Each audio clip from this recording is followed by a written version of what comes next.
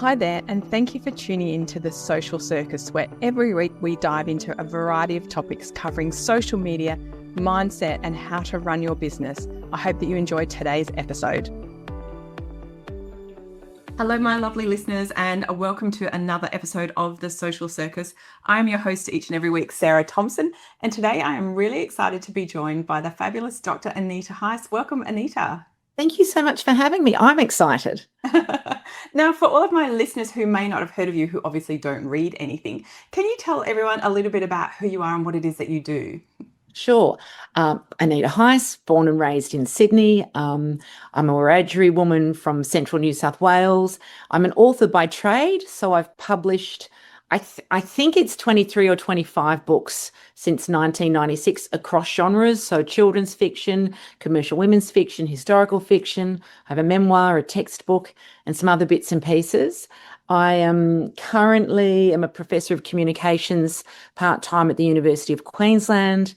In 2023, I established my own imprint with Simon & Schuster Australia New Zealand, and that's called Bungee, and that's focusing on First Nations authors and building up a list there. So I'm very excited about that. Absolutely. I spend most of my time writing, doing guest speaking, and next week I'm doing, for example, teacher PD down at the National Library of Australia. So it's a mixed bag of things that I do in terms of my business.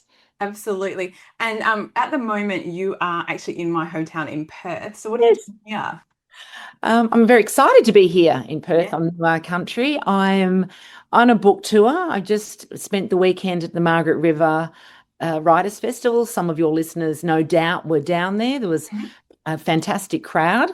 And I'm here in Perth for 2 days doing an event with Sarah Foster because her most recent release, called When She Was Gone, came out the same day as my most recent novel, Red Dust Running. We've been friends since we met at the Perth Writers Festival 15 years ago, apparently. And so we're doing an event together at the Melbourne Library, and Rachel Johns is also launching Red Dust Running for me at Bover Street Books. So it's lovely to just be part of the writing community here for a couple of days as well.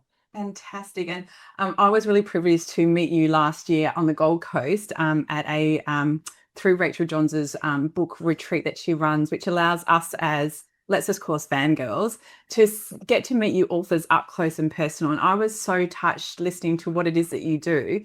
And I was so inspired by so many parts of your journey. And I really wanted to share with my audience a little bit about you as an author, but also the fact that you now have your own imprint, and what does it take to become an author? Because I think that's something many of us aspire to. I guess a lot of us would be in that non-fiction space, but it's for you to have said you can't even remember how many books you've written. It makes me slightly green with envy, because I would love to have written even one book and you're like, I can't remember if it's 23 or 25. I mean, it's a phenomenal achievement. So tell us, what was your first book and what was your inspiration to get you started on this path to being a successful author?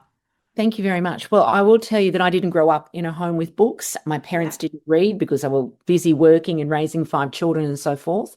And Dad had an English as a second language, and he was Austrian. And my mum, grew up on an Aboriginal mission where there was very little schooling. She didn't finish school till she was 42. But they made sure that we went to really good schools and had the best education that we could. And so I had a good grounding. And I gave you that background because I never imagined as a child in the 70s that I would be an author, because I was never reading books. And in order to be an author, you must read. So what I was going to say to you is that people like you who are big readers, whether you want to write fiction or non-fiction, you've already done the groundwork, because you already know how words work on the page. So for your listeners, my tips are read every day, and read in the genre particularly that you want to write in, because that will help you think about the way you want your work to look and read and so forth. So I was at university. I did an honours degree at the university in history at the University of New South Wales, and my thesis was on the 1967 referendum and citizenship rights for Aboriginal people, because at the time of that referendum, my parents were married, but my mother wasn't counted on the census because she was an Aboriginal person, but my father was counted even though he wasn't an Australian citizen at that point in time. Heads of cattle were counted in Australia, and domestic pets were counted. And so when I was old enough to understand that, I was like, animals are more important than my mum. And I wanted to understand the psyche of a nation that allowed that to continue and be a reality for so long. So I did my thesis on the referendum. In that year, I had to give a seminar paper on a book called Australian Aborigines, which was written by someone who'd never been to Australia. As were lots of books in early 20th century. They were based on letters and journal entries. And so there was somebody in New South Wales who would write letters back to Britain, to someone in Britain, who would then put them into a book. And he wrote, today we did this with the natives being a negative term. And today we did that. And then one day, 5 Aboriginal men take this fella hunting, and they leave him for a short period of time and go away. And when they return, there's only 4. So he assumed they ate the 5th one, as you would. I know, it's so, you can laugh because it's so ridiculous. And so what happened is he writes this letter back to Britain saying, the natives are cannibals because 5 went away and 4 came back. And that was the moment in time where I realized I had to be a writer, because what happened was he then wrote this down. It went into a book that became taught as history. And I realized how subjective the recording of history is the world over. Absolutely. And the world over, the colonizers have written the history. And the way in which colonizers remember and record history is significantly different to the way in which colonized peoples remember and record history. And so I realized that subjectivity, and that I had a responsibility as the first person in my family to go to university to use the skills that I gained to research and interview and write and so forth. So I wrote my first book, which was just meant to be a satirical look at white Australian culture, turning the tables on the way in which anthropologists looked at us. And it was called Sacred Cows. But I had no idea that I would then go on to write more books. I did my PhD then in communication and media. I traveled across North America and visited First Nations, Native American publishing houses, and I worked at Native American newspapers. And I just got so inspired to learn about how the industry worked back here and where our role was in the industry and what power we had in the industry, and which was very, very little. I mean, it still is very, very little, which is why I've gone into become a publisher. And so from that, it just sort of snowballed. And then I was trying to find all the gaps in the Australian literary landscape that needed to be filled with representations by us, about us. Yes. And so, moved into writing chick lit. It was called chick lit. Yes. Rom-coms, yes. Because I was lying down the beach and I was reading all this fantastic Australian literature by people I love and adore, and who I would say are better writers than me. But I never saw women like me. I never saw women like me, Aboriginal women who lived in the city, who went to university, who are flawed, but have all the aspirations for relationships that women everywhere have, and friendship and sisterhood. So I wanted to write us into that landscape, but with the complexities of the lives that we live as well, with accountability and responsibility to community and so forth.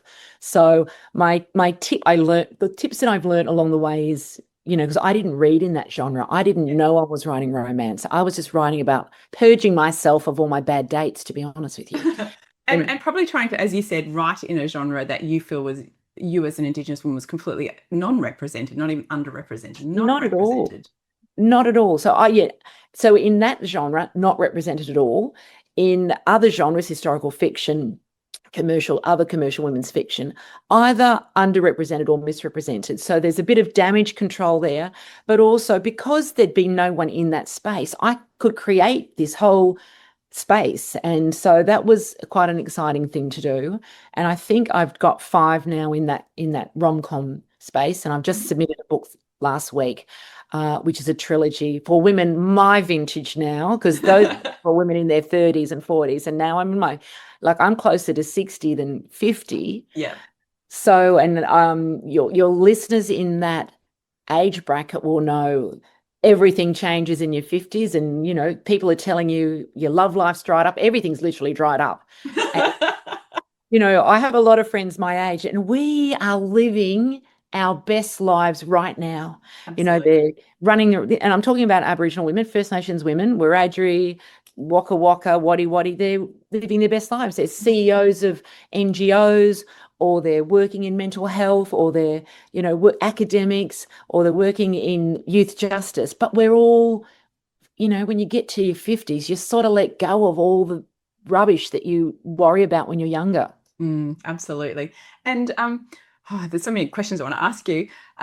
In terms of representation, because I think that sitting in front of you as a white woman, it is very comfortable to me to say I understand representation, because of course I do, because after white men, my group is one of the most privileged in society. So it's very easy for me to say, oh, I totally get what representation means. Of course I don't.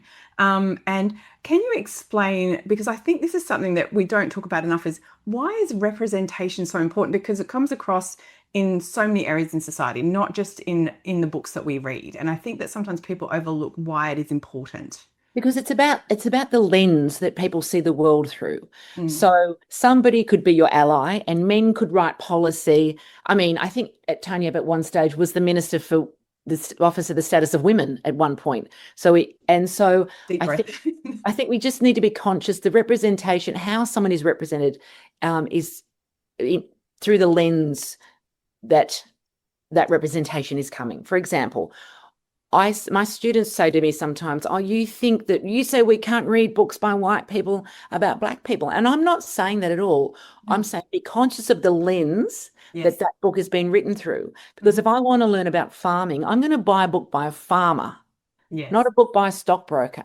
So be conscious of the lived experience. And I think the representation means, we have this saying in our community, nothing about us without us, because we have been legislated for, written about, make policies for, and so forth since the beginning, since first contact. Yes.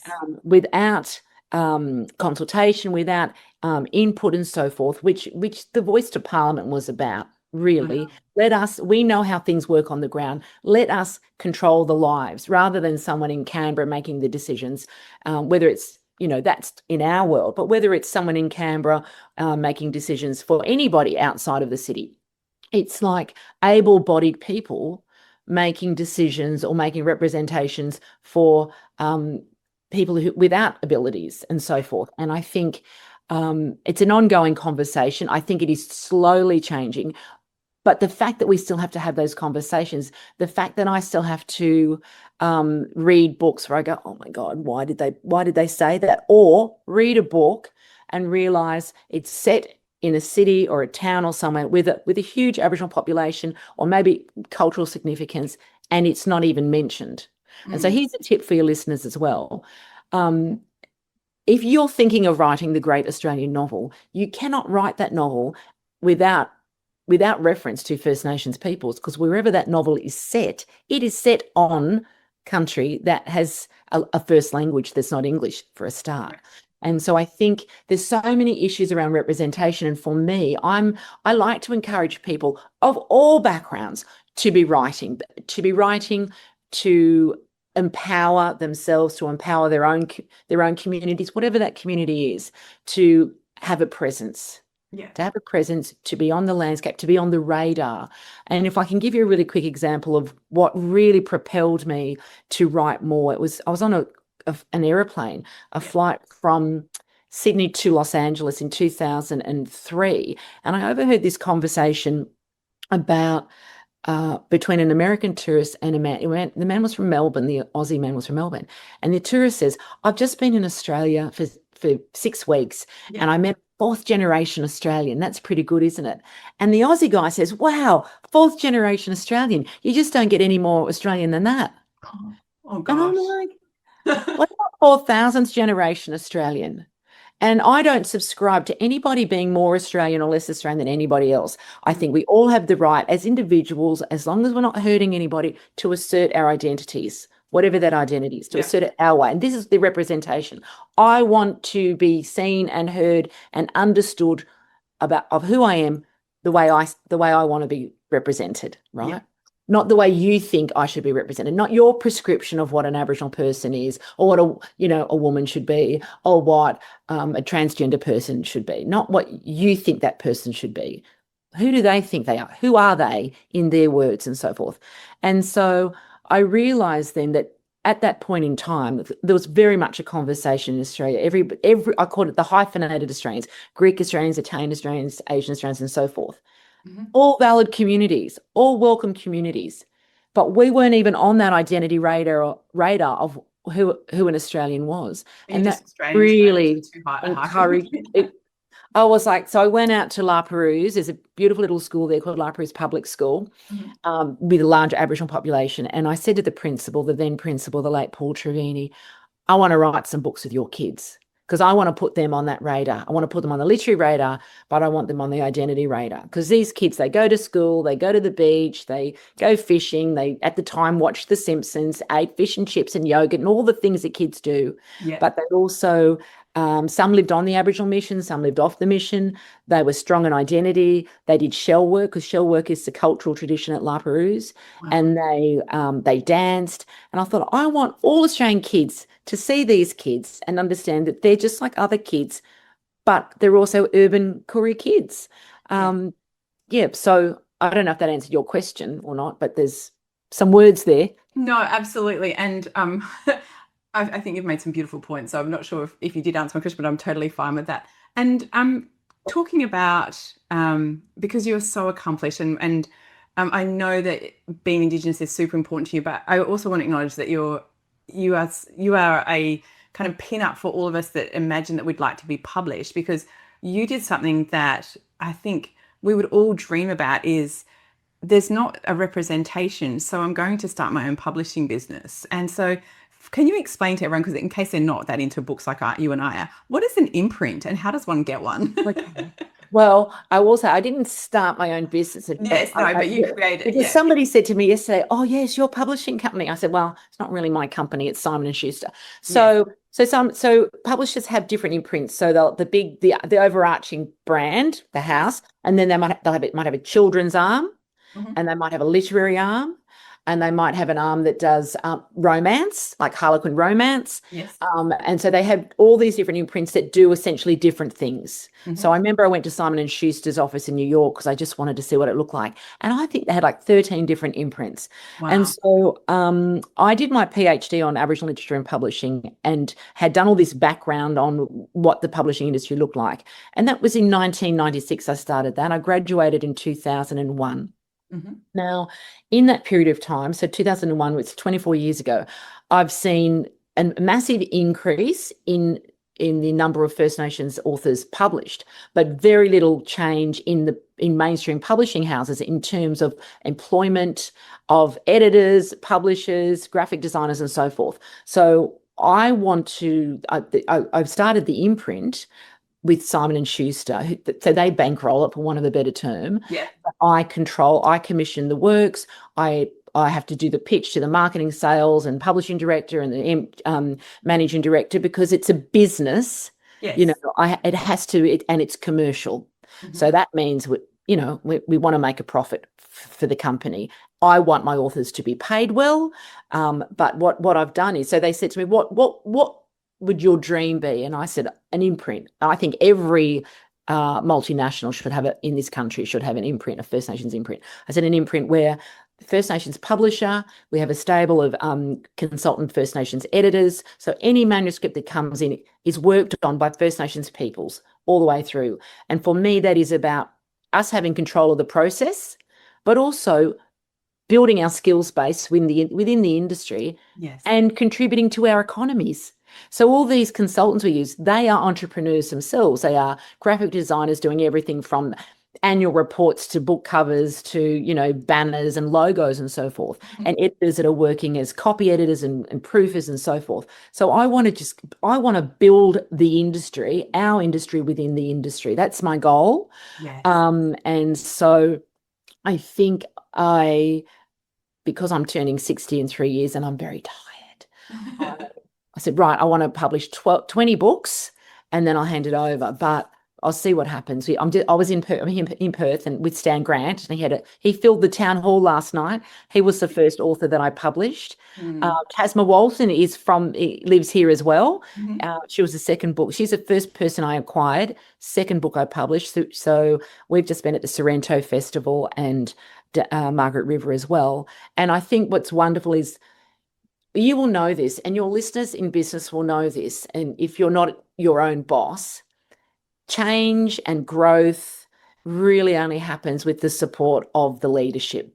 Yes. So if you haven't got the leadership on board for whatever your dream is, then it's if not impossible, it's very, very difficult. So I'm very lucky that I have the capacity to sell what I want to sell, and that I have this, and it's bought and believed in by the people at Simon and Schuster. Yes.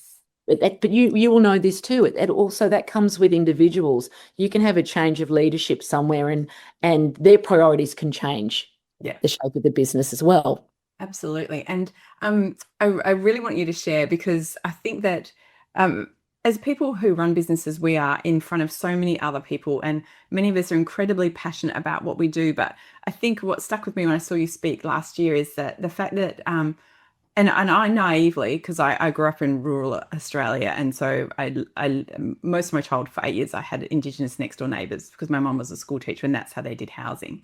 So I kind of had a very up close and personal understanding, and so sometimes I'm not across the biases that you and the disadvantages that you experience. And I was really surprised to hear about your book that was published in a First Nations language. Can you talk a little bit about that? Because it made me happy, but it saddened me at the same time. It hadn't happened before. So can you share because I think that's phenomenal what you did. And thank you. And I think that book, which is called Billa Yadadangalang Duray, which translates to River of Dreams, that book was the springboard. That is what changed the state of play for me and for publishing in Australia. And so it was 2020. I think it was 2021 that it came out.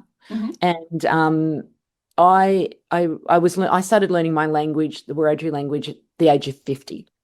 And I was down in I'd had a contract to write a historical novel. I didn't really have the story. And then there was the unveiling of the Yardie and Jackie Jackie statue in Gundagai, which was around the stories around the Great Flood of Gundagai. And then I was learning my language, and then everything fell into place. And I was down on Wiradjuri country. I was in Wagga Wagga. I was standing in the floodplains. I was learning about scar trees. I was just learning so much. And then I said to the publisher, I want to do this. I want to include all this language. And she said, great. That's wonderful, because it hadn't been done before. 2022 was the United Nations International Year of Indigenous Languages. We are now in the decade of Indigenous languages. And so the timing was all wonderful as well. But when it came to doing the cover, I think we were still in COVID. I think we're still kind of states were locked down and so forth. And we were definitely here.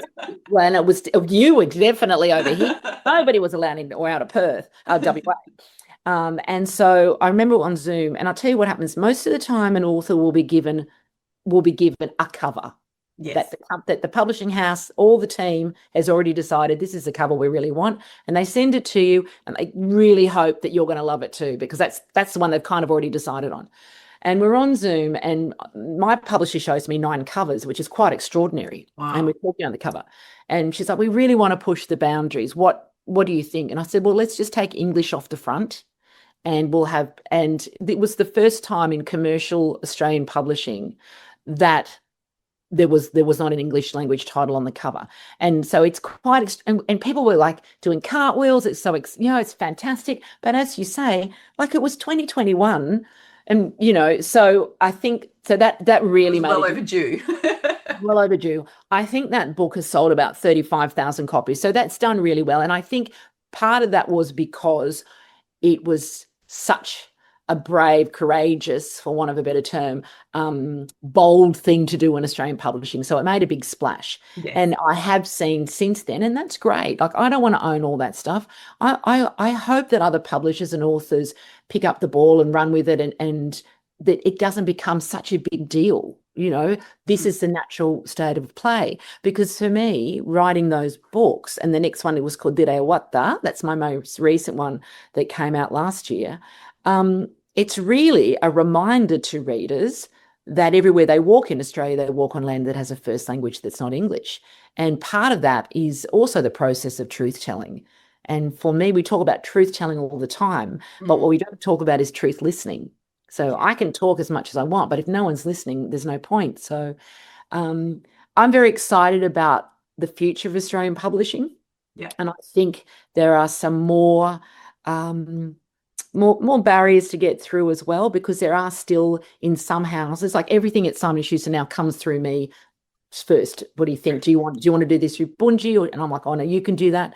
But I think there are a lot of culture, and it happens in other sectors, of course. There are a lot of gatekeepers. Yes. Who are making decisions, who are at tables making decisions about what is good and what is a worthy or valuable First Nations book. And there aren't First Nations peoples at the table. So when you talk about representation, I believe very strongly that there should be no acquisitions meetings in any publishing house in Australia that is discussing a book by a First Nations author or by a book by a non-Indigenous author with First Nations content that doesn't have a representative with, eyes with the right antenna up.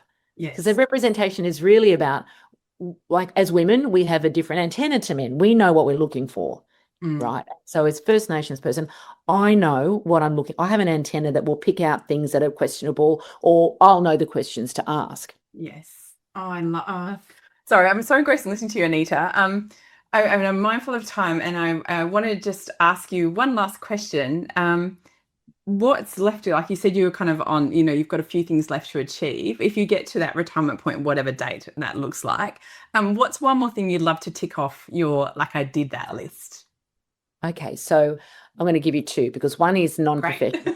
that is You're an obvious overachiever. Go to. No, well, this is a personal thing. I want to fall in love and be married.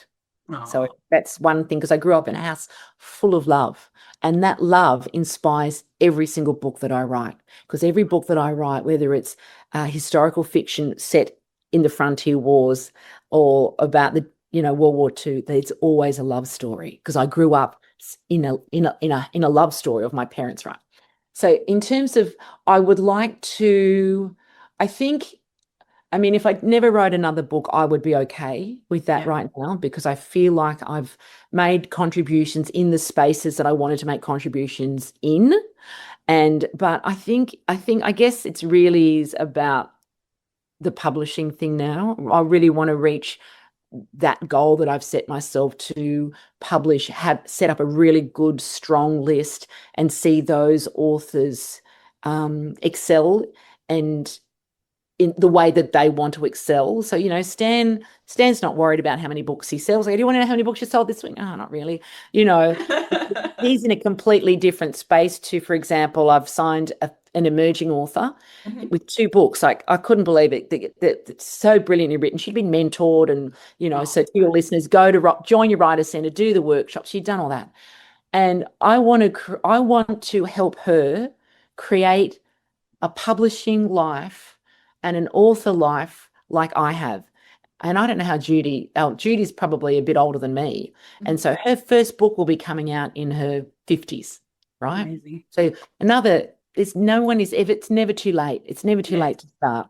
No, amazing. Oh, look, I am sure that all of my listeners got so much from hearing about you, your journey, the importance of representation in all that we do, but particularly in literature, because that's where culture really starts. So I just want to say thank you so much, Dr. Anita Heiss, for coming on my podcast. I'm thrilled to have been having a conversation with you today, and I'm actually really looking forward to hearing you speak about your book tonight. So thank you very much.